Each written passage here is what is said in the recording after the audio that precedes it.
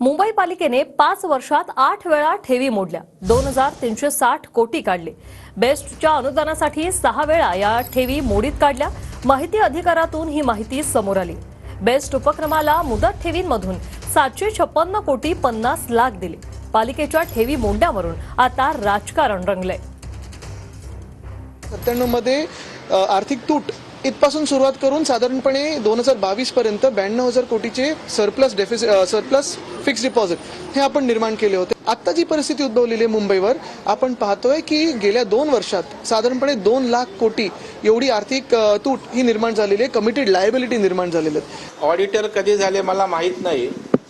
मुंबई महानगरपालिका ही काय profit making institute नाही आहे। आज मुंबईमध्ये वेगवेगळ्या प्रकारचे प्रकल्प येत आहेत, जे मुंबईकरांच्या पुढच्या 20-25 वर्षासाठी एक दिशादर्शक असणार आहेत आणि त्यासाठीच मुंबईकरांचा पैसा मुंबईसाठी या ठिकाणी वापर